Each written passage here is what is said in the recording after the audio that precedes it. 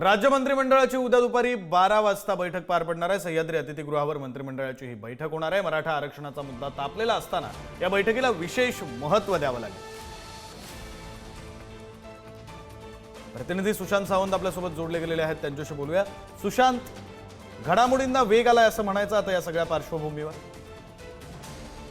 कारण आपण जर बघितलं असेल तर मुंबईमध्ये मनोज जरांगे पाटील यांचं उपोषण सुरू आहे आणि आज खरं तर जे उपोषणकर्ते आहेत किंवा आंदोलनकर्ते आहेत त्यांना मुंबई खाली करण्याचे आदेश कोर्टाने दिले। त्यानंतर आता घडामोडींना वेग आलेला आहे। एकीकडे उपसमितीची बैठक आता सुरू असताना दुसरीकडे जी आपल्याला खात्रीलायक सूत्रांनी माहिती दिली त्यानुसार राज्य मंत्रिमंडळाची बैठक उद्या दुपारी 12 वाजता होणार आहे आणि मराठा आरक्षणाच्या मुद्द्याच्या पार्श्वभूमीवर या बैठकीला तितकंच महत्त्व प्राप्त झालेलं आहे।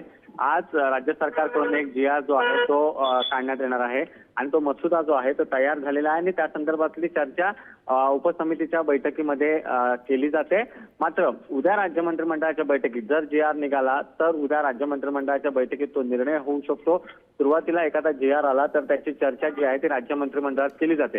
आज GR निघाल्यानंतर उद्या राज्य मंत्रिमंडळाच्या बैठकीत त्याची चर्चा केली जाणार। सर्व मंत्र्यांना त्याबद्दलची माहिती जी आहे ती अवगत केली जाणार। मात्र या GR मध्ये काय आहे आणि उद्याच्या राज्य मंत्रिमंडळाच्या बैठकीत काय निर्णय घेतला जातो याकडे संपूर्ण मराठा समाजाचं लक्ष लागलेलं आहे। विक्रांत, बरं, धन्यवाद सुशांत या सगळ्या तपशिलांसाठी।